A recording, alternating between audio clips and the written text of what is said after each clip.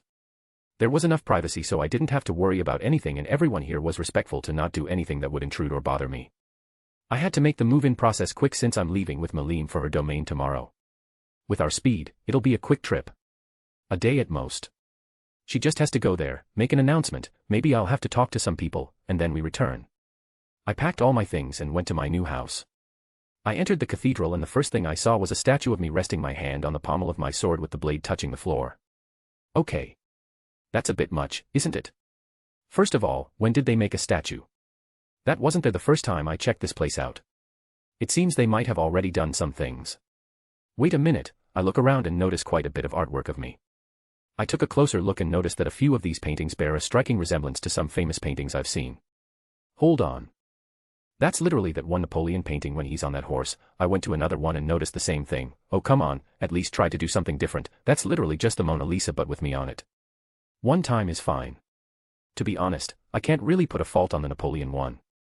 If there was going to be a copy, that would be the most likely one, but the Mona Lisa. I don't have evidence, but I don't need it. Rimuru either copied this from memory and made it with great sage or he told some painter or artist in town to paint it from reference. Either way, he's probably trying to mess with me a little. That or this is the biggest coincidence ever. Well, I'll just leave it as is. No need to disrespect the work put into it. I made my way into my new and permanent home. I entered the place and it had everything one would need and more. It was a large place and had a bunch of luxurious things. There was even a private hot spring. This place had a lot of charm and a cozy feeling to it. Completely opposite of those soulless modern homes I knew of. Where everything is painted white and gray and looks super artificial. This place had actual color and personality to it. I can get used to this place. I was admiring the place when I heard the door behind me open up as well. It was Shuna and she was carrying a bunch of stuff. Shuna. What's everything you're carrying? Arttoria, after some thought and conversation with my parents and brother, I'll be moving in with you, she said as she started unpacking and very quickly decorating this place to add her own charm to it. Awesome, that's all I could think about when she said she would be permanently staying with me. By the way, Shuna, I will be leaving with Milim tomorrow to go to her domain. Do you want to come as well? Keep in mind that it will be a fast trip, so it might not be comfortable. Yes. Okay. Short, simple, and to the point. Maybe because she's more focused on our new home. Well, I'm not going to complain. I went ahead and helped her. Now that I think about it, isn't moving in and living together with someone a big leap in a relationship? Oh. A/N. Did anyone see that Australian breakdancer in the Olympics? She just set back the sport for everyone. I know it's not the reason, but I have convinced myself she's the reason breakdancing isn't in the next Olympics. I had to stop watching it from second-hand embarrassment. Chapter 41, Chapter. Alright, Milim, you can just fly overhead. I'll be behind following you. I was undone stallion and Shuna was going to ride with me. She was sitting behind me and holding onto me tightly. I told her we were going to be going very fast and to hold on. Milim started flying into the air before taking off, a pink trail following behind her. Alright, Rimuru, hold down the fort, and don't forget about the people that will be sent by the other demon lords. Especially, Carrion. His envoy will be aggressive. Try to be there when he does something cause he might not make it out alive from what the townsfolk might do to him in defense. Assuming he arrives if I'm not here. That's about it, I'll try to be back fast. Yeah, I got it. Stay safe. I nodded at him and commanded Dun Stallion to start sprinting. Alright, Dun Stallion, how long can you maintain a full sprint for? As long as you need me to, Master. Perfect answer, Dun Stallion. This is what makes such a good horse. You should brace yourself, cause I'm going to use some magic to make us go faster. You to Shuna, get ready. Shuna hugged me tighter and using Torrent of Light, I made us go fast. Very fast. The forest around us turned into a green blur. I looked at Milim above us and she seemed to be going at a normal speed. That theory of relativity stuff gets kind of crazy sometimes. As we galloped through the forest, we eventually reached the border of the forest. I could see the terrain start to change little by little. From a very dense forest to something resembling plains and finally starting to transform into something more rocky and barren. We were now in Milim's domain. I kept following her and we reached a small city.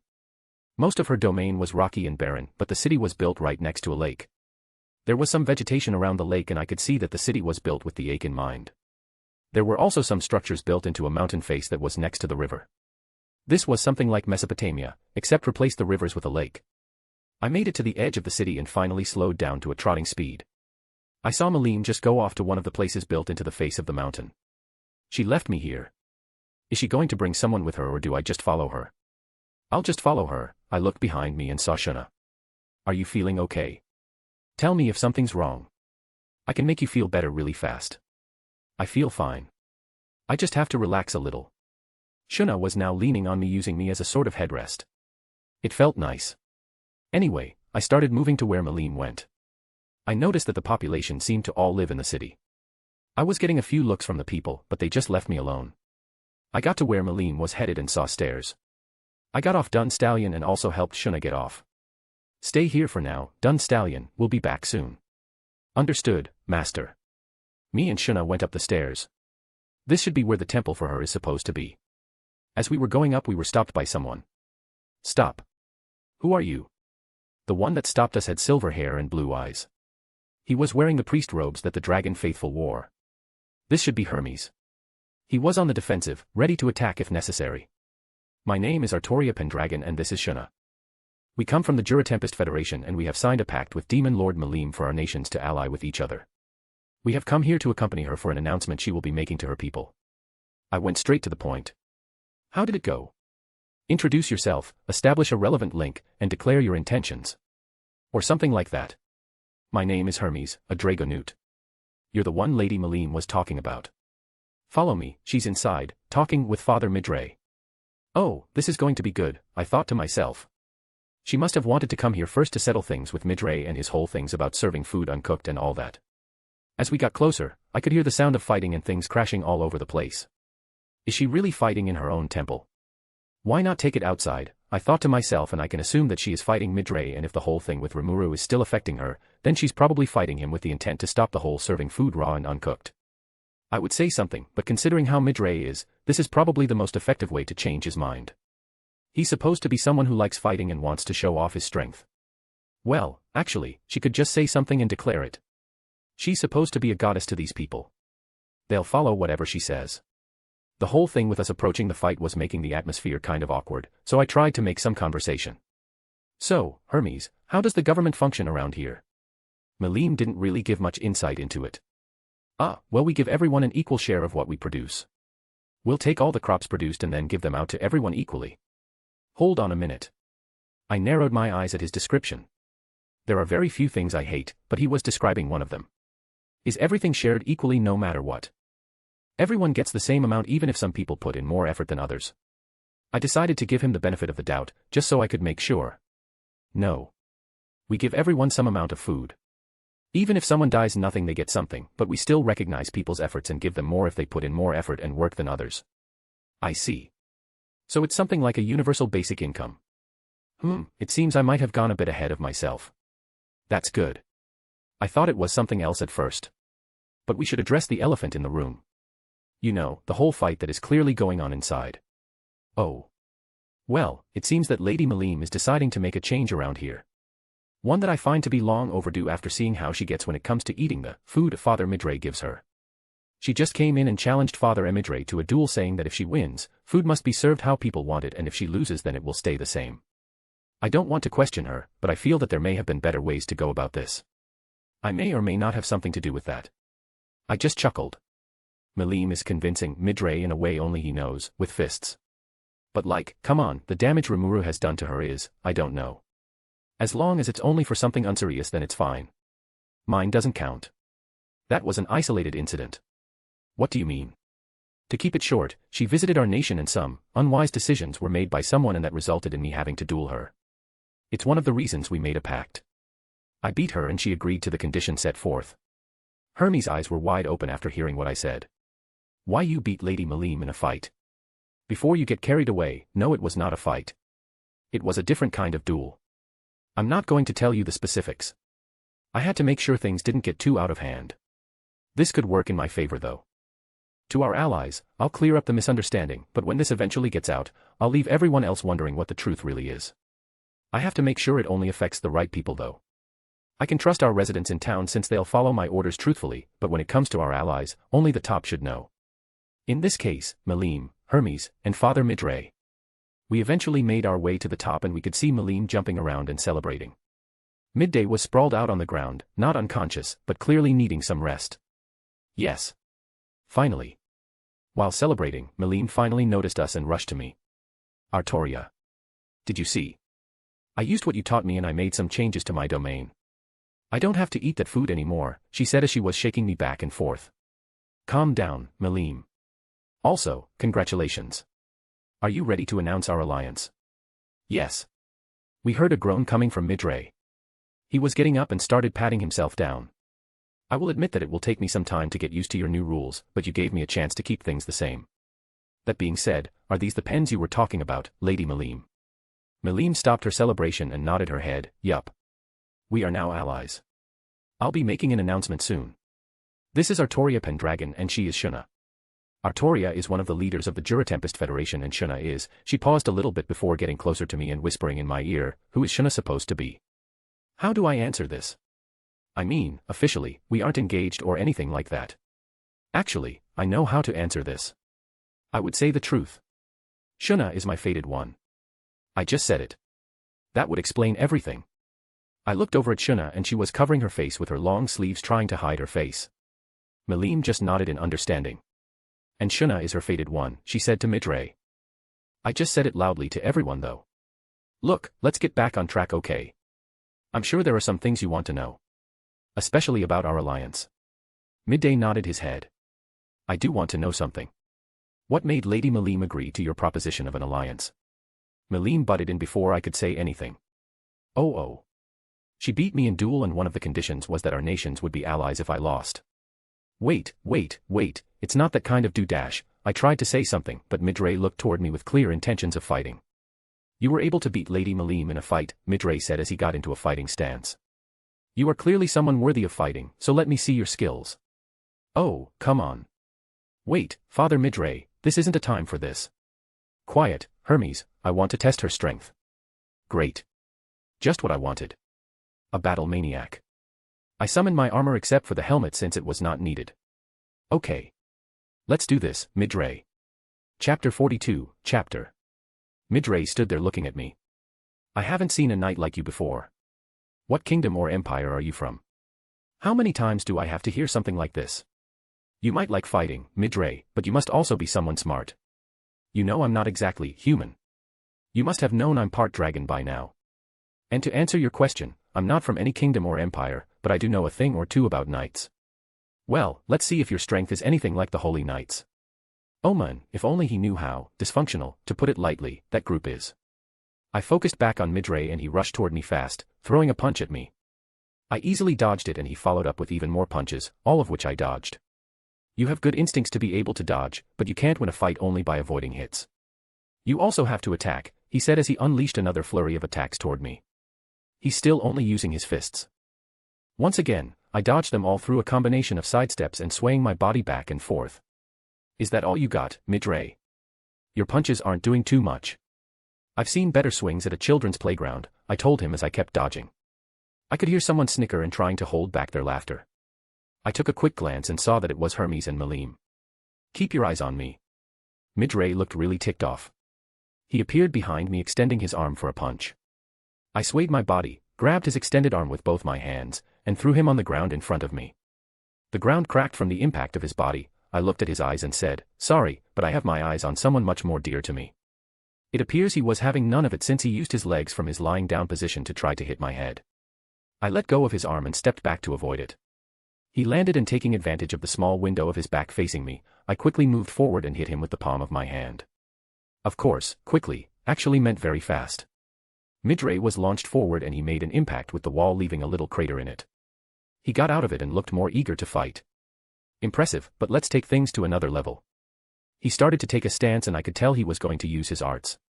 He took a stance and he started using his fighting spirit in his attacks. He once again rushed forward, but at a much faster speed. I was still able to dodge all his attacks with ease. He attacked me with a combination of punches and kicks.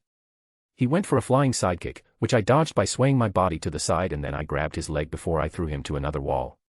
He twisted his body and landed with his feet on the wall horizontally before launching himself at me again. He was coming at me like an arrow. A straight line, so I just dodged. Doesn't matter how strong your attack is if you can't land a hit. He missed me and landed on his feet after doing a flip in midair. When you go on the offensive. The way you're dodging and anticipating my attacks, it's like you see what I'm about to do before I do it. Well, he's not wrong. You want me to go on the offensive? Try to keep up then. Let me see your straight dash. Midray tried saying something, but I didn't give him a chance. I blitzed toward him, so fast that it seemed like I was teleporting. To his credit, he was able to get a guard up, but I adjusted quickly and went for an unguarded spot. His side. I kicked him and he went flying.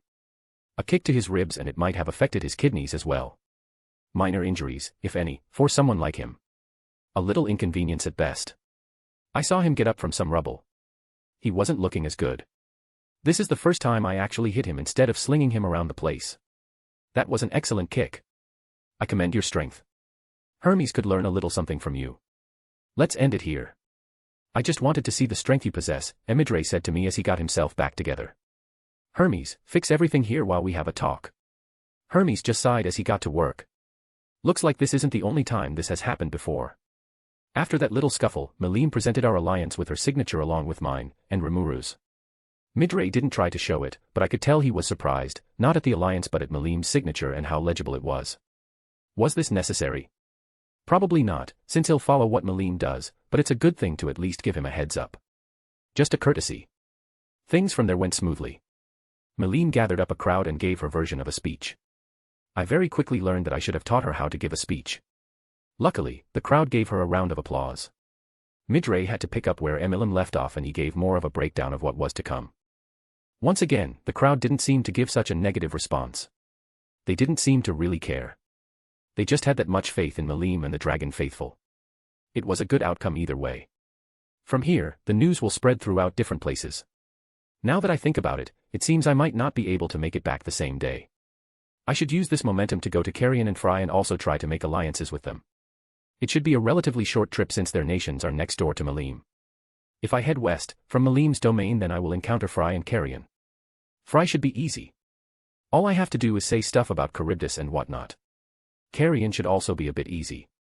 I would try talking, but I'll be ready for a fight just in case. He will most likely want to fight me before securing an alliance to test the strength of the leader of a nation to see if they are worthy or something. I think I might be able to talk my way out of that one. Just more Charybdis stuff really. Anyway, right now, me and Milim were playing yet another game of Go Fish. She has taken a liking to it for its simplicity and ease of play. She promised me she would beat me one day in whatever competition or game we had set. She even said that she had a prophecy that she would beat me. Whether she realizes that that's a self-fulfilling prophecy, I don't know, but things aren't looking good for her. I've been winning so much, I don't know if I'm just that good or my competition is a bit behind. It was another win for me. How are you so good at this? You're not using any skills, right? Milim said as she narrowed her eyes at me. Milim, I promise I'm not cheating or using any skills. Why would I? It would defeat the purpose of your grand quest to beat me one day in a fair and equal competition, without relying on skills or magic. If I can't beat you in this, then let's play another game. Teach me another card game. Please. Oh, I know. A classic. Some blackjack or 21. AKA, the one where the dealer always wins. Okay, Milim. This game is called blackjack. The number cards are worth what they show. The face cards are also worth 10.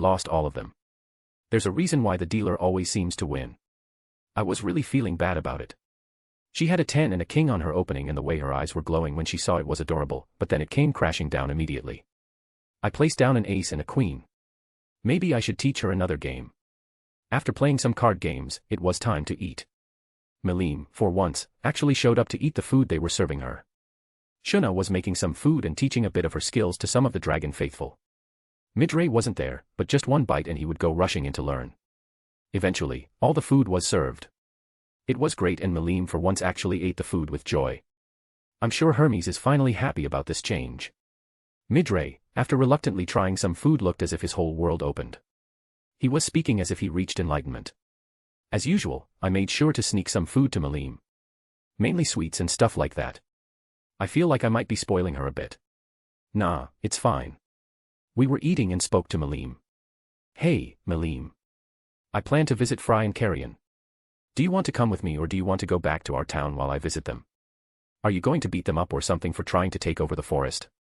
No. I think we both know who is the one that is really orchestrating things behind the scenes. Someone who clearly has some more ulterior motives in this whole little plan for the forest. You're smart enough to know who I'm talking about. Fry and Carrion seem like some good people. I just want to give them a chance. I'll just continue to stay in your town. Midray can handle things when I'm not here, Milim said while she ate. Maybe a bit of manners are needed, but it's fine. Alright, make sure to tell Rimura that I won't be there for maybe a few more days. We all finished eating, and normally it would be a chill atmosphere, but I was feeling something a bit weird. I looked around and everything seemed normal. Hermes was chill, Midray was fine, and even Milim was eating away at some sweets I snuck in for her. I looked at Shuna and she was staring at me a bit differently. I smiled at her and she also gave me a small smile, but it was different. Shuna, is there something going on or something on your mind? She shook her head. Nothing's wrong, Arttoria. Something's wrong. I remember my mom telling me that if a girl ever says that, then I have messed up to a catastrophic degree in some way, shape, or form. How do I go about this? Well, is there a reason you seem so joyful? What or who has you smiling like that? You. She said with a sweet smile. She knows something, or maybe am just overthinking things. At how you thought I wouldn't notice you spoiling Milim a bit too much. The way you would sneak her sweets when she's not supposed to eat them so much. My face froze. If there was ever a time to hit the panic button, it would be now at this moment. The only thing going through my mind was to stay cool, calm, and collected. Don't act on impulse or make any action that could make you look more guilty. Milim, we've been busted. Run, I shouted at Milim and quickly tried jumping over the table to escape. Ah. What do you— whoa, I turned and saw Milim was captured by some shiny-looking ropes that seemed to be glowing with yellow-whitish light. Sorry, Milim, but I got to RU dash. I couldn't finish my thought as I tripped and fell face-first to the ground. I looked and saw that one of my feet was captured by those same ropes. I looked and saw Shuna holding me and Milim with those ropes in her hand. They literally came out of nowhere. She started pulling me and Milim toward her. I just accepted my fate and allowed it to happen. When did she learn something like that? I don't remember her knowing a skill or magic like that. Scratch that, how long did she know and when did she act like this? Maybe I can de-escalate the situation. Shuna, listen to me. I can explain. You can. Then explain. Why did you give Milim sweets? And I mean a lot of sweets. Oh man, she isn't messing around. Because, I just couldn't help myself. Come on, Shuna, look at her, she can be cute and adorable sometimes. It's not my fault I can't control myself and give her a bunch of sweets. She just looked at me and shook her head. She was clearly unamused at my explanation. At least I tried. I don't know. You know, it's over. Chapter 43, Chapter. Our next stop is the best kingdom Eurasania. After a light talk with Shuna, I was currently on my way there after parting ways with Milim. Phobio and his pals should be on their way to town right now. They should arrive a few days after Milim visited, so I still have some time before Phobio does his little nonsense and the circus comes around to revive Charybdis and attack our town. Right now, I don't have much leverage to convince Carrion to ally with us. I could just say that Phobio will be the cause of reviving Charybdis, and since he will be targeting our town, he is sort of responsible for it. But that hasn't happened yet. I can't wait for it to happen first, cause that would ruin any chance with Fry. Whether or not she has accepted Clayman's offer or whatever doesn't matter. I can manipulate the fear, worry, and anxiety she has about Charybdis to convince her to ally with us. It's probably not the best way to do it, but it would be the fastest way to do it, since she probably won't take me seriously since me or Shuna don't have wings. Kind of discriminatory, but who am I to tell someone how to run their nation? I didn't do that with Milim when I taught her how to run her nation. It was only some basics and a few advanced topics. How she wants to run it is up to her. I'll only focus on our nation and how to run it. I don't need to spend time stressing over how someone runs their country when I have my own thing to focus on. Moving on. The terrain was once again changing. This time, it went from rocky and barren to more lush with vegetation that only increased the further I traveled. The environment was more like plains. There was a warmer climate and temperature. It was nice. It reminded me of the ranch I lived on during the spring. As we got closer, there were signs of civilization. There were some dirt roads and some farms being cultivated. From what I know about this kingdom, they are mainly an agricultural economy and state. Most of its population are lower-class citizens because they lack a certain amount of strength, and they're the ones that manage farms and plantations that are worked on by slaves. These farms and plantations were huge, and I could tell at a glance that these were high-quality crops. Farming wasn't our main focus on the ranch. It was livestock. Well, it's a different kind of farming. Crops were a secondary focus at best. It was usually around a tertiary focus, at least where I was. Anyway, I needed to make my way to the capital. That's where Carrion is supposed to be. Residing in his palace or whatever. Me personally, that's a bit excessive. I don't see the appeal of a palace or some grand mansion. I only see them as a symbol of power rather than somewhere to live in. Something to constantly remind the people about who rules over them. There may be a cathedral in our town, but it's open to everyone to visit. It's not restricted to class and things like that. Making my way to the capital, I would notice the occasional glance here and there from some people. It only increased as I got closer to the capital, which was very easy to find since 1, there's a giant waterfall that's behind the capital, and 2, when there's a large concentration of strong lycanthropes and other species, it's easy to follow with some of the senses I have. I was just waiting to be stopped at any moment. I mean, a knight-looking figure with a Kijin companion riding fast toward the capital is certain to attract attention, and I was right. There were some people following us, or at least paying attention to us. Dun Stallion, go a bit faster. There are some people trying to follow us. I want us to get the attention of some higher up, so I can get to Carrion faster. Understood, Master. Dun Stallion sped up, and while we were still being followed, they were falling back a little. At this rate, someone stronger will have to show up. We were still going fast when finally, someone stopped in front of us. More like jump in front of us. The one who was in front of us was a tiger lycanthrope. She had long, white hair. She was Sophia. Stop. Huareo dash, unfortunately for her, she couldn't say much as Dun Stallion just jumped over her. She was a little in shock before she recovered and started running to us. Get back here. Good jump, Dun Stallion. If this were the Olympics, he would win all the gold medals in equestrian. With Sophia still chasing us, we made it to the palace. Well, I stopped a bit before. I don't want to just barge in. I stopped and got off Dun Stallion. I helped Shuna get off too. We were standing around waiting for Sophia to get to us, and she eventually did. Finally. Who are you two? What business do you have in this kingdom? Why shouldn't I beat you to a pulp after that little stunt you pulled on me? I don't think she was very happy right now. Not sure. Let me introduce myself. My name is Arttoria Pendragon, one of the leaders of the forest and town, and this is Shuna. We come from the Jura Tempest Federation. We've come here seeking an audience with Demon Lord Carrion. You can't just ask for something like that. What kind of connection or relations do you have to think you can demand an on-the-spot talk with Lord Carrion? I don't think you heard where I'm from. I'm from the Jura Tempest Federation. You might know it as the monster town that Demon Lord Carrion sent over a small group to investigate.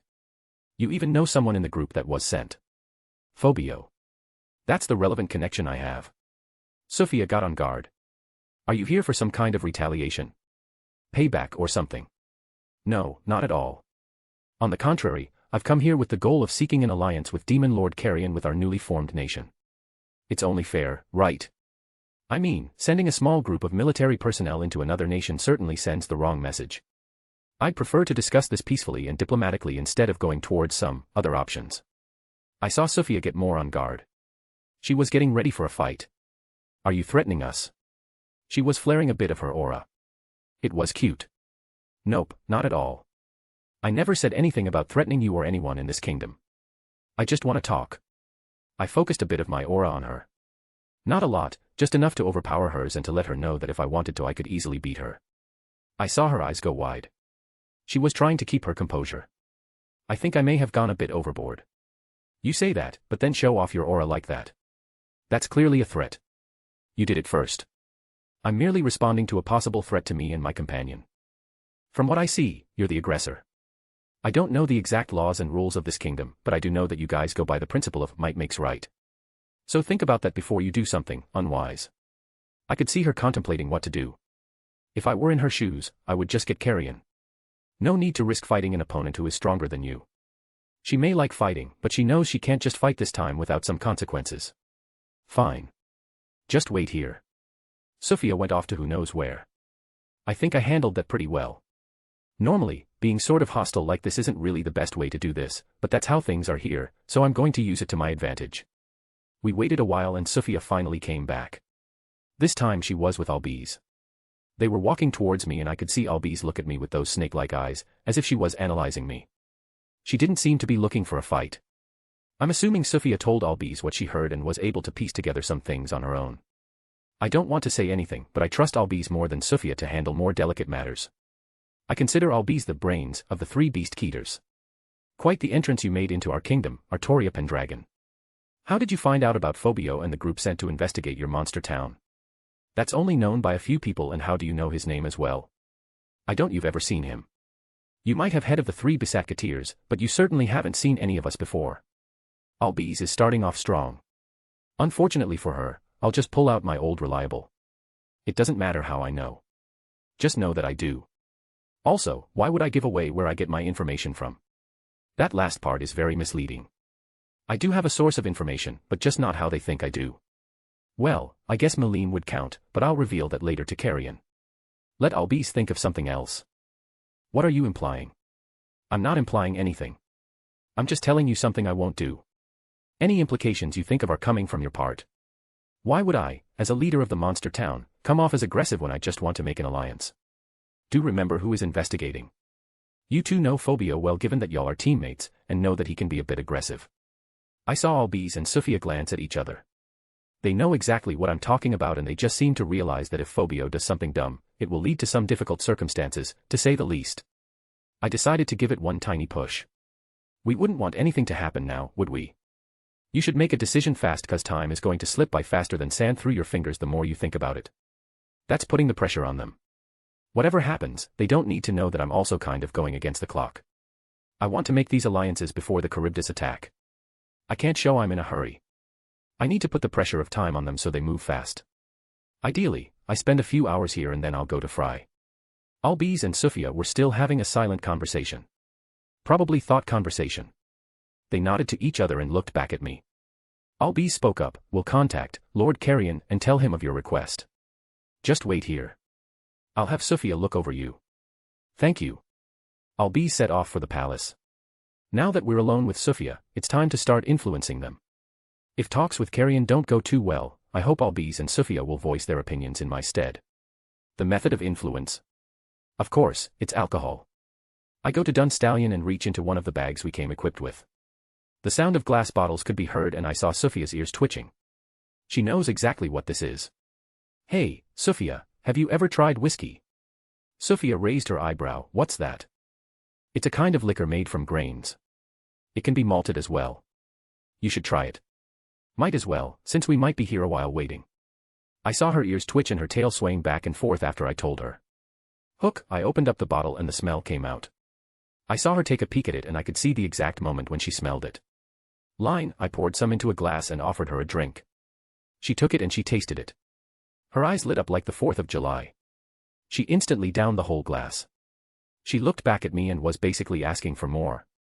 Sinker, Chapter 44, Chapter. I have successfully gotten Sophia on my side.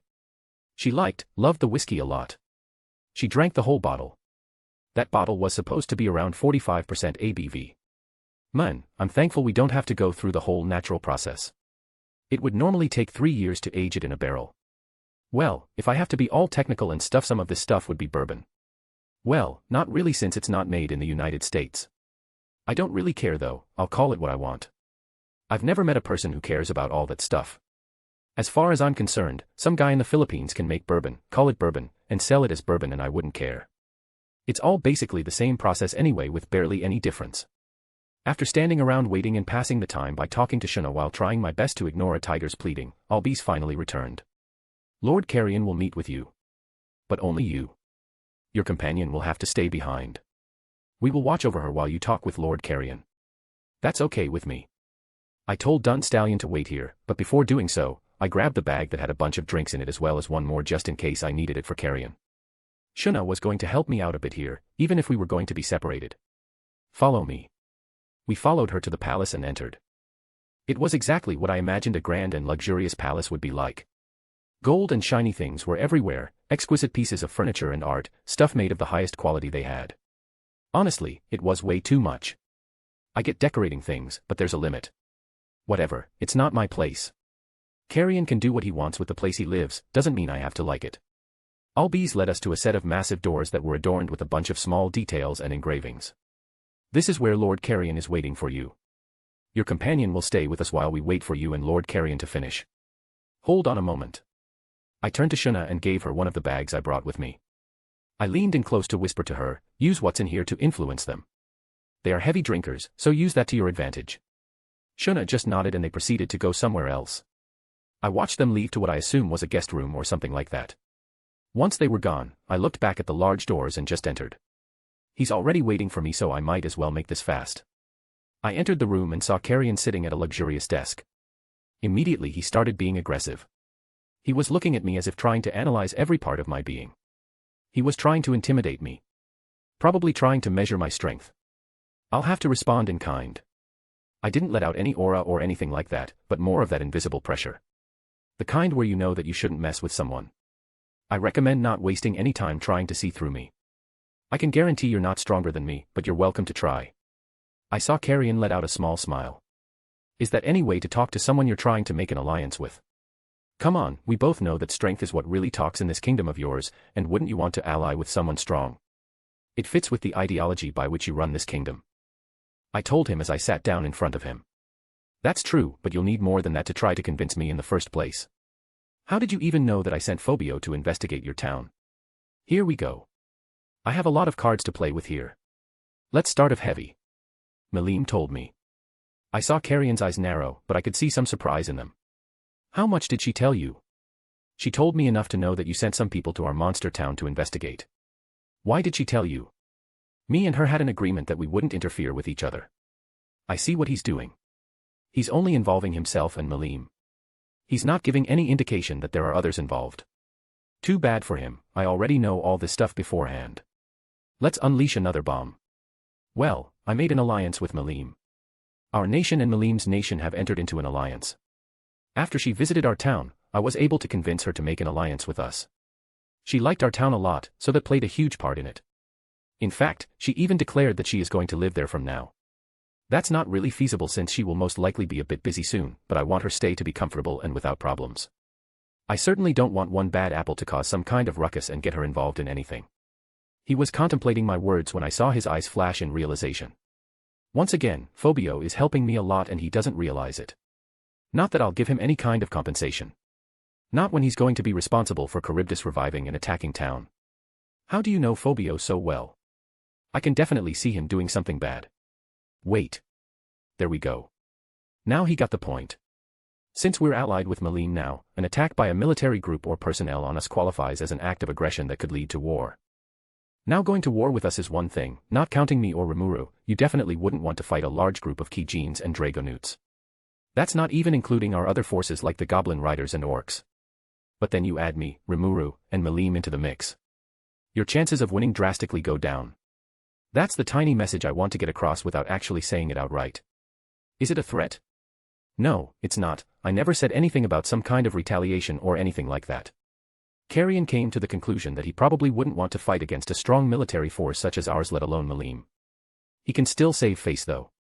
As long as he makes an alliance with us, anything Phobio does can just be chalked up to a tiny mistake or lapse in judgment. Or just pin all the blame on Clayman and his group of circus clowns. Which in my eyes is completely true. This time he was really thinking. If I was in his place then I would totally just sign an alliance. If he doesn't, then he won't have any face left to save at the end of whatever battle takes place. I didn't say anything the whole time, I just let him stew in his own thoughts. From here on out, he'll do most of the work for me.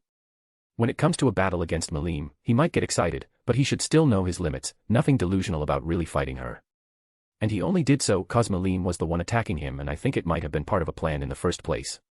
Point is, whatever he comes up with in his own mind will be his own worst-case scenario that will be the most possible, at least according to him.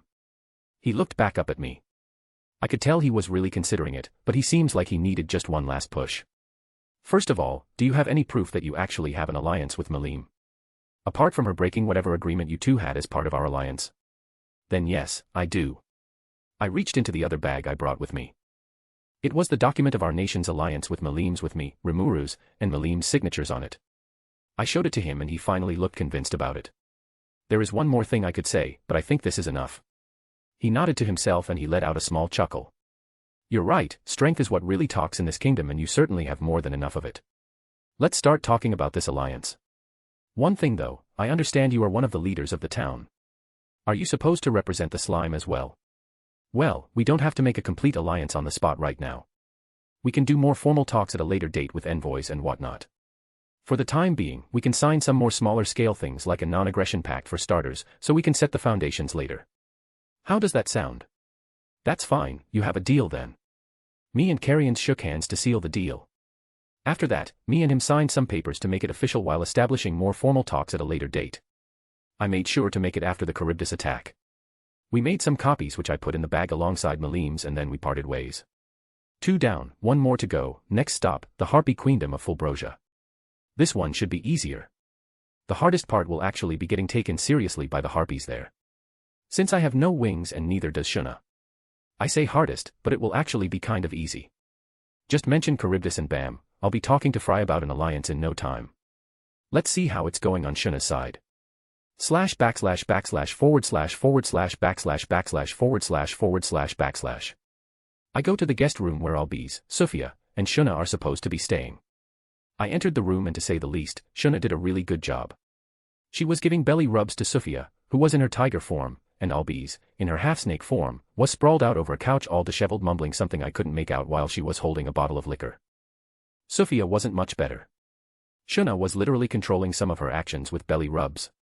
She had a little bowl that was filled with whiskey that she would drink while getting belly rubs. I looked over at the bag and to my absolute surprise there were still some drinks in there. Shuna was able to do all this and still have some stuff left over. She noticed me and smiled at me. How did it go, Arttoria? Did everything go well? Yeah, it did, Shuna. It went really well. We've established some foundations for a later date for more formal talks. Although, I think you had much greater success than me. We should start saying goodbye. We have one more place to visit and then we can go home. Chapter 45, Chapter. Now we were on our way to the Harpy Queendom of Fulbrosia. After I made an alliance with Carrion and Shuna procured some support from some of his closest confidants, we were on our way to the Harpy Queendom of Fulbrosia. We were delayed since Albis and Sufia were doing everything but begging or just asking to try to get more alcohol. I would have missed some attempts from them to steal, but Shuna was like a hawk keeping a close eye on them. Anything I didn't catch, she would swoop in and stop them. It got so bad that Carrion had to get involved. He had to see what was up, so he tried some of the stuff we had and the only thing he said was, I understand. After that we quickly came up with a trade deal that would be expanded on at a later date. So this trip turned into an even greater success than what was normal. Anyway, right now, me and Shuna were traveling west from the Beast Kingdom of Eurasania. We're going from some lovely plains to a mountainous region. We also have to climb a mountain to get to the capital city. I think it's called Jia or something like that. It's going to be a hassle, but we can get it done. I told Dun Stallion how good his mountain climbing skills are. He just said, I will go through whatever terrain you need me to so you can accomplish your goals. Dun Stallion is the real MVP in this whole multi-nation trip we're doing. Complete respect to him. Anyway, we are scaling a mountain right now. I knew it was the correct one since the obvious signs of a city on top and the occasional harpy I could see flying around. They might be a scouting or observational group or something. I'm going with the assumption that Fry or someone on the higher up know that I'm heading towards them. I'm also going in with the assumption that they will be disrespectful and kind of aggressive since we have no wings. Just a mention about Charybdis should shut them up and start asking me seriously. It's supposed to be a great threat to them. Some prophecy about Charybdis being revived soon or something like that. Which is kind of a dumb prophecy since there are no specifics to it. At least, from what I know.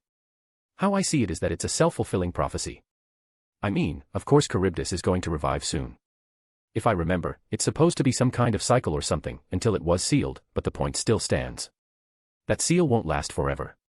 As we kept scaling the mountain, I could see more signs of harpies flying, with some keeping a close eye on us as well. I could feel their gazes on us, as well as something more judgmental. I don't exactly know if they hate someone for not having wings, but I do know you can't be a citizen unless you have wings. Good thing I'm not trying to be a citizen and just trying to make an alliance as a leader of a nation. If I had to describe this place, it would be cold. Surprising, I know. Who would have thought that the higher you go on a mountain the colder it gets? Well, it's cold for me. And considering where I'm from, where the occasional inch or two of snow seems to shut down everything, don't blame me for saying it's cold. I'm still surprised we haven't been stopped or anything. We kept making our way up the mountain and we finally made it up. It wasn't the peak, but it might as well have been since most of it was built to facilitate a city. One thing I do know is that Dun Stallion will have to wait again cause he's not going to be moving comfortably around here. After commanding him to wait, me and Shuna started to go where Fry was. It's not some kind of grand palace, but it was still obvious that's where the Fry would be since it's a lot more lavish than everything else around here. As we got closer, I realized that it was only accessible to people who could fly. Not a problem to me. I just have to jump. I grabbed Shuna and held her in a princess carry. Using magic, I jumped up and landed on a platform. The fact that I still haven't been stopped or anything is surprising. I was expecting something or someone. Some kind of high-ranking guard or something, but nope, nothing. Not even some kind of defense. I know I was being watched the whole time on my way here, but come on. Do they really just let some random people they don't know barge in here?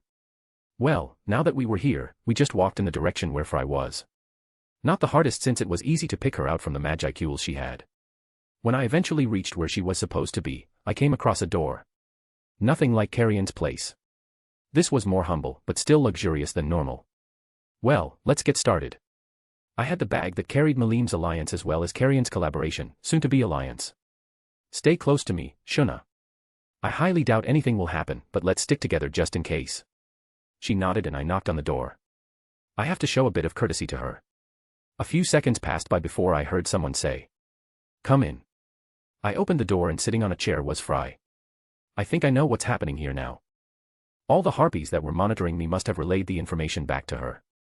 She knew I was on my way here and was most likely looking for her.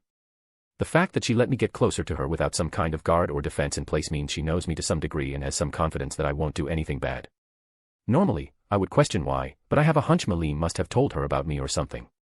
She looked at me and told me, "You must be wondering why you were able to so easily get here, right?" Let me guess. Milim. Considering the close relationship you two have, she must have stopped by here and told you about me. How much did she tell you? She told me about how she made an alliance with your nation and how you plan to also try to make an alliance with me as well. I believe that includes Carrion as well. I sat down on a couch and Shuna sat beside me. This is good, it means this will go fast. That's true. It includes everyone in the little plan y'all had to investigate the forest. Except for one. She didn't have to think about it. You mean Clayman, she said in a hostile tone. That guy clearly has a specialty in making people hate him. Yes. We both know that he has other things planned than just investigating the forest.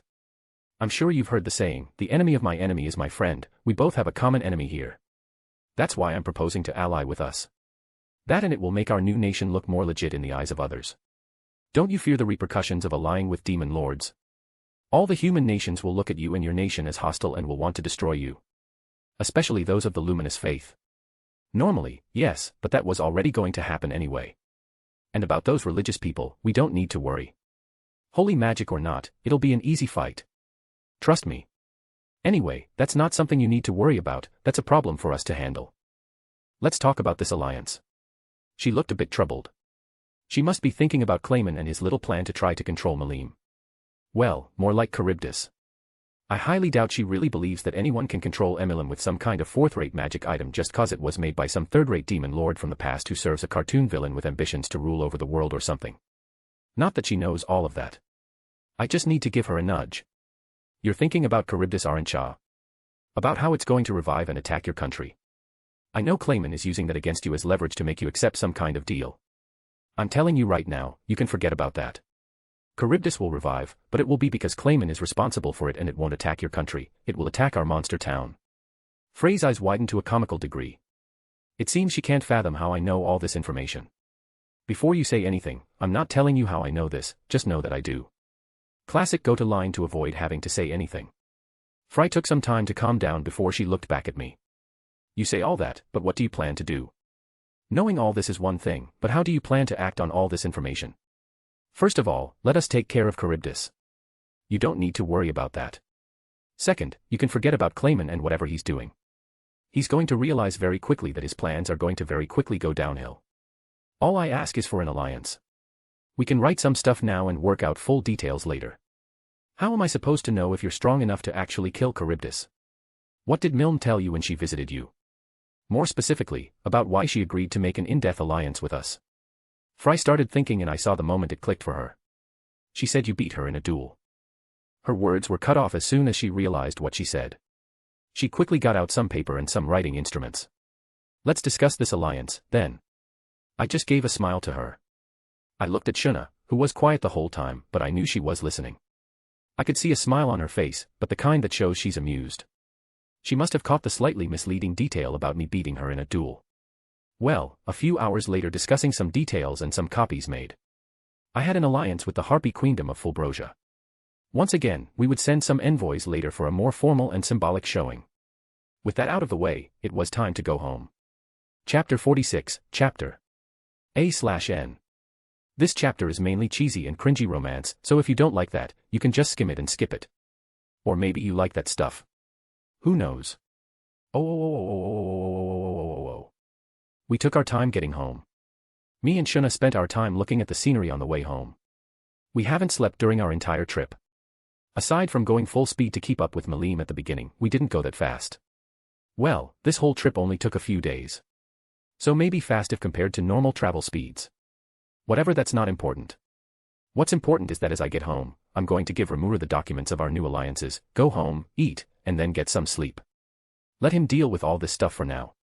Overall, ignoring all the political stuff, talking, and all that stuff, it was kind of fun. Much less fighting than I thought at first, but I'm not complaining. We were getting closer to home and it was a nice breath of fresh air after being gone for a few days. I got off Dun Stallion and sent him off. He normally just hangs around our farms munching on grass and other food that's growing. It's not much of a problem, he has his own little section of a farm he relaxes at. Anyways, Shuna also went her own way. She's probably going to tell her brother and parents about our travels. We'll meet at our house when everything is over. I made my way to Rimuru's office and walked in. As soon as he saw me he yelled out, "Finally, you're back. You told me it was going to just be a one-day trip. What happened?" I reached into my bag and pulled out all the documents about our alliances with Frey and Carrion. I placed them all in front of him on the table. I went around and had a few talks with some demon lords and made some alliances. You know, nothing big. Just normal stuff. Anyway, I'll be going home to relax. Don't disturb me for a few hours. Bye. I told him the details and started walking away. Rimuru didn't say anything, he just stayed silent for a while and it wasn't until I already left his office that I heard him shout, "Hey, you can't SYA something like that and leave." Well, too bad, Rimuru, I just did. I just left the place pretending I didn't hear him. He just needs to do a bit of reading. Or he can just use Great Sage to look through everything. I wonder how long it will take for him to figure out that he can just absorb all the paperwork and instantly complete it with Great Sage. Not my problem. Finally, I can relax a little bit. I'll catch up on any news later. Right now, it's time to just go home and relax. Hold on, I should get something for Shuna. Maybe some flowers. Yeah, that sounds good. Dad told me that flowers are always a good gift to give to someone. There should be a flower shop in town. ///////////////////////////////// I was walking around in casual clothes looking for the flower shop when I finally found it. It was a very cozy looking place. Of course, it smelled absolutely wonderful. Just the entrance alone was adorned with flowers and plants of a variety of colors. It was a color explosion. It was organized as well. Some were in pots, some flowers were growing on vines that grew along the walls of the shop. This place is clearly kept up by someone who loves gardening and botany. I entered the shop and a little bell rang out. I looked around and it seemed as if every single flower and plant I could think of was on sale. I don't know what flowers to get for her though.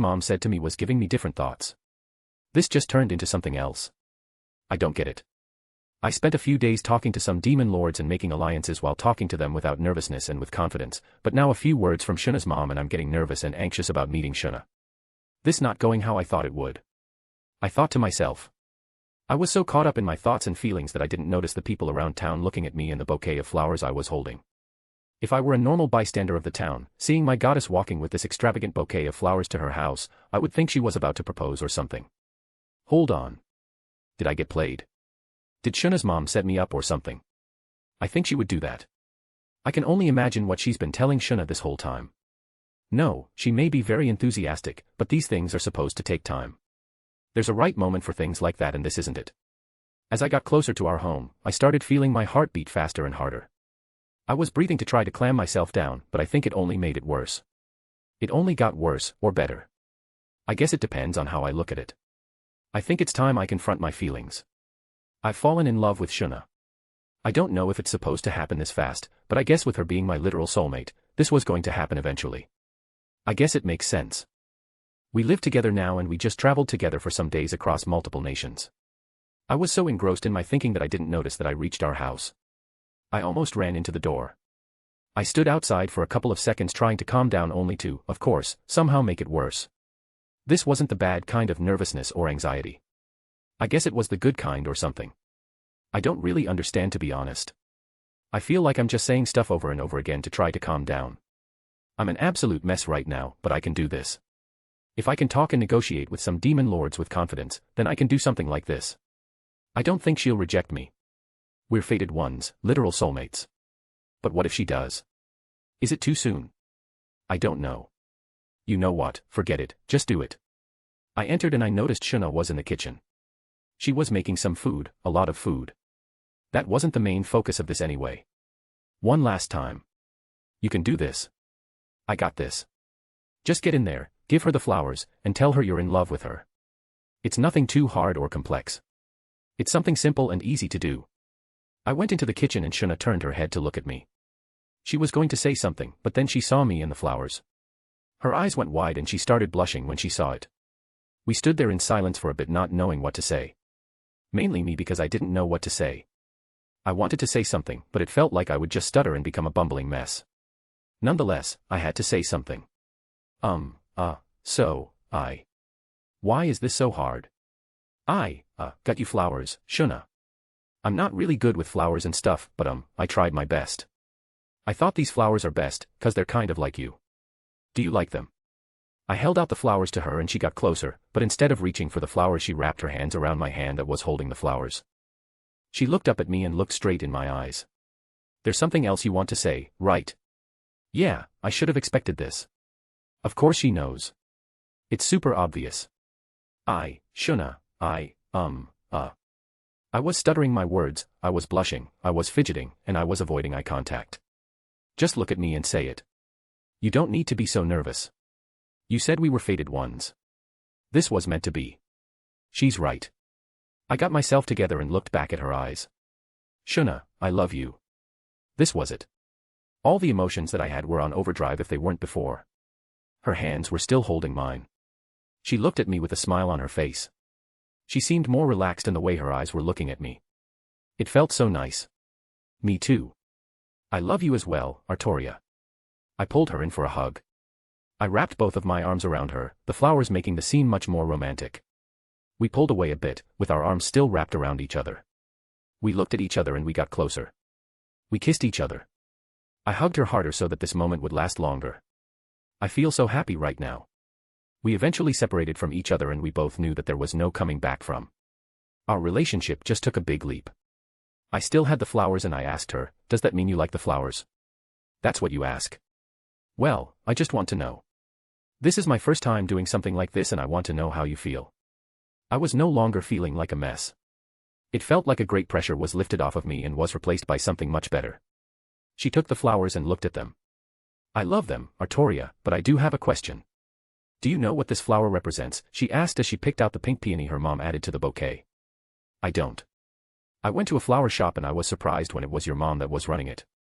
She was the one who recommended that I add it. Why? Does it have a special meaning?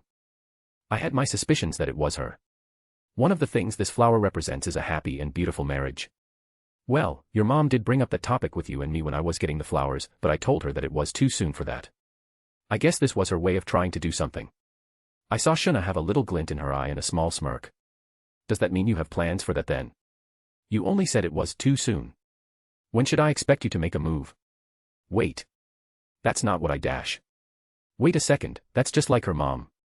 It's like I'm being toyed with right now, but if it's her then I don't mind. I just let out a sigh. I know. Come on, I know you'll have a lot to deal with later, but for today it should just be us. I just smiled.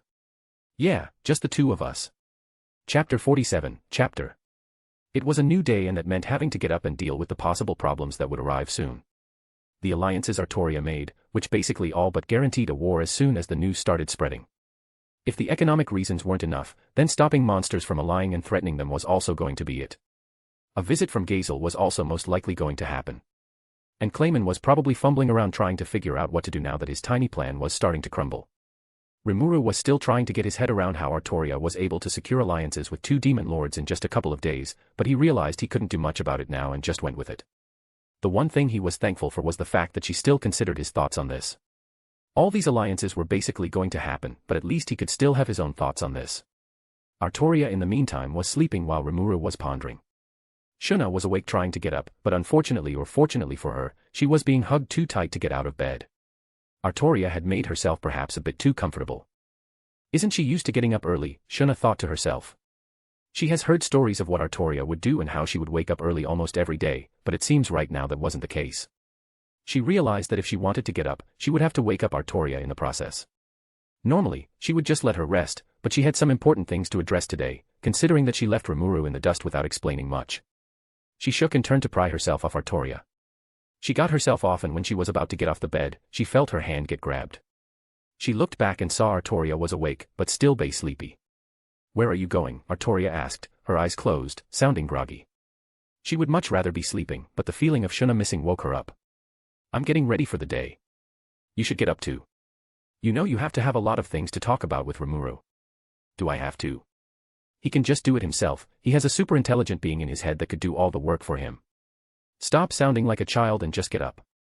Arttoria let out a sigh. "Fine, I'll get up." "Good. Come on, let's eat something first. ///// // // Well, after a light, large breakfast with Shuna, it was time for any updates on Rimuru's part.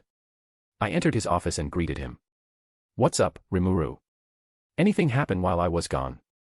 Anyone named Phobio cause any trouble?" I decided to just ask the big questions to see what kind of actions to take. "You're here. To answer your question, yes, someone named Phobio did cause some trouble. If wasn't for your warning, I think he might have died." He punched Rigard, but Milim decided to hit back with a proportional response. If you hadn't confirmed an alliance with Carrion, she might have seen that as war or something. Luckily, I was able to stop her. Now he went off who knows where. "What about you?" "Hold on. I need to do something." "Sui." With a blur, Sui appeared next to me kneeling on the ground. "What can I do for you, Lady Pendragon?" "I need you to follow Phobio and track his actions. Don't attack, this is just observation and information gathering. He'll most likely be visited by some powerful enemies. Whatever you do, don't engage. If you feel that you are compromised even if it's slightly, just retreat. Do you understand?" "Yes, Lady Pendragon."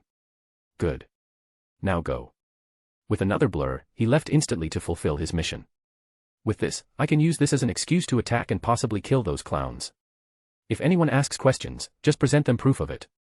Even if Sui doesn't bring back much, I already have the knowledge needed to go against them. I just have to fake it. "Why did you send him to follow that guy?" Rimuru asked. "You'll know soon. Just call it a feeling. He's going to do something stupid, but it'll give us the opportunity to take a lot of actions without too much questioning and scrutiny from our allies." "All right. So, what were you doing that didn't make you focused on the alliances you dumped on me?" "Well, first, I was sleeping with Shuna, and second, it will take some time to explain a bit of what I learned. I assume you've had your guard up form the people that will investigate our town." I asked him, but he seemed to be looking at me king of weirdly. "You okay there, Rimuru? Isn't that a bit too much information?" "What do you mean? Do you not want to know?" "I'm talking about you and Shuna and when you said you slept with her. That's personal stuff. But I did sleep with her. She moved in with me. We sleep on the same bed together." He just looked at me with a deadpan expression. "You're messing with me, aren't you?" I had a small smile on my face. "I have no idea what you mean by that. What other meaning could it have?" "Whatever. So what did you learn?" "All right, this is going to be a bit long, so get comfortable." I told Rimuru what I learned, from the giant fish monster that would attack us, to the little group of Clayman, Milim, Fry, and Carrion that worked together to try to take over the forest. Well, not anymore at least, since they've all turned their back on Clayman. I wonder how he's feeling. Well, not my problem. "So this demon lord Clayman guy is the one behind this?" Rimuru asked after hearing what I told him. "He's kind of right. At least in this specific scenario. It goes a tiny bit deeper, but yeah, pretty much. So we'll have to prepare to fight him in war." Oh yeah, speaking of war, we should also get ready to go to war with a human nation or two in the future. I might as well get this out of the way. I know the attack on this town is almost an essential part of his growth, but I'm not going to let that happen. I need to drill into his head that while wanting to make a monster nation that could live harmoniously with humans, he needs to prepare to face the reality and obstacles that come with it. War. What do you mean? I can get my head around claiming, but the human nations. That will go against what our goal is. Let me explain, Rimuru. We're not invading them. They'll attack us first. First, the Kingdom of Falmouth. They have a trade monopoly because of all the travel between the Western nations and Dworgen. This monster town we're creating will hinder the money they will receive and will attack to try to stop the threat. Will they really do that? Can't we talk it out or something? It won't have to end up with war. You're in dire need of a review of world history. There have been wars fought for much less. Moving on. The Western Holy Church. Their message is centered around being against monsters and all that stuff, to put it simply. Now what will they do when they see a town of monsters gathered, and not only that, a nation of monsters? Well, that's grounds for a holy war for them. It will threaten humanity and whatnot. And when there's a common enemy, well, those two are going to team up to wipe us off the map and take any resources we have. But we're allied with Milim. They wouldn't attack us. She's the best deterrent one could have. That's true, but when they're desperate, they'll try anyway. Also, they'll be blinded by greed to actually put much thought into it. We're going to war eventually, Rimuru. You have to toughen yourself a bit. Mentally and physically. I assume Milim has told you about becoming a demon lord yourself. Yeah, she did. Rimuru was sitting there thinking. He must be taking into account everything I said. Probably running it by Great Skate to see what it thinks. I don't know how it calculates percentages, but it should tell Rimuru that there's basically a guaranteed chance something like that will happen. If I did become a demon lord, what would I need? You're halfway there already. You have a demon lord seed after consuming the Orc Disaster Geld. All you need now is some souls. What kind of souls and how many souls? I'll be blunt. If you want to evolve the fastest, you will need around 10,000 human souls or the equivalent. As long whatever soul you use has a certain level of self-recognition, it will count towards the soul energy you need to evolve. That, or you can just ask Milim to give you the souls if you're too against harvesting the souls of humans and whatnot. I would highly recommend just doing it. Trust me, you will need the power in the future. I'll think about it. So, if war was going to break out, do you think we would be ready? Absolutely. If needed, I can lead our troops and it will be a massive victory for us. The Holy Church is the one that will give the most trouble, but it's nothing we can't handle. Just thinking about who they will be messing with almost makes me feel sorry for them. Almost. The fight would be more unfair than Meta Knight in Super Smash Bros. Brawl.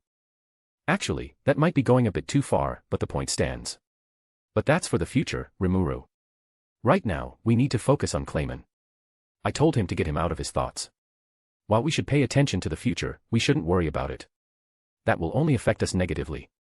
You seem to know a lot, so what do you know about Clayman? He's a big liar. If BS was electricity, then Clayman would be a power station. I wouldn't believe anything his tongue says even if it was notarized. Rimuru looked around confused. What? Does that we should be cautious around him? I let out a small chuckle at that. Individually, he's weak. He's a wannabe puppet master. I can tear him up like wrapping paper on Christmas morning. Don't worry about him. Rimuru was trying to think of something, but he just gave up. He let out a sigh. Whatever you say then. I need to think about some things you said. Anyway, Clayman is no problem, it's the connections he has that we have to worry about. We can talk more later, there's someone coming to meet us. I could sense some Pegasus Knights making their way here. It was Gazel. Chapter 48, Chapter. Me, Rimuru, and Gazel were in a meeting room. We were discussing the news that Milim has allied with us. I expected this since Vesta was the person who would report certain things to him, and this was definitely the case. I'll tell him about the other alliances too, since he's already here. It was pretty intense at first. As soon as he arrived, he was really pushing for a meeting as soon as possible when he arrived. I was all for it since I wanted to get it over with, and while Aramura was here, I could tell he was a bit nervous, since he was kind of responsible for making an alliance with Milim and by extension, Fry and Carrion. He's probably nervous cause of the method of how we allied with Milim. I would be too, but I'm not going to say anything. Well, I'll spin it so he doesn't look dumb. As best as I can at least. So you're saying that you beat Demon Lord Milim in a duel and that led to both of your nations allying? Gazel asked. He was clearly wary about this whole thing, but he wanted to hear our side of the story first before saying anything. Yes. That's the whole story. At least to everyone that isn't our allies. I told him, to which he picked up on very quickly. What's the true story then? While it was a duel, it didn't involve fighting. It was more like a friendly competition with some stakes on the line, which we both took seriously. If she won, I would be her subordinate, and if I won, then we would become allies. Simple as that. So it was Rimuru who essentially initiated the whole thing, and you were the one to carry out this competition. Yeah, but you should also know that we also made some alliances with Demon Lords Carrion and Fry. This was all recent. So, just a heads up. Gazel turned more serious when he heard me say that. I'll say that while it is good to start allying with nations, you should be cautious about what this entails, especially since they are Demon Lord you are talking about. It won't look good for other nations. You're talking about the Western Holy Church and their anti-monster message. The thing is, it would have happened anyway. This whole thing only speeds that up, but we're prepared for that. Rimuru here will have to make a tough choice soon if he wants to have the power, to be sure. We both looked at Rimuru and he could feel the pressure from us. Gazel might not know what was going on, but me and Rimuru both knew what was happening. I used thought acceleration and thought communication to talk to him. Rimuru, make sure we're the only ones that can hear each other. Huh? Why the thought communication? Just make sure it's only us here.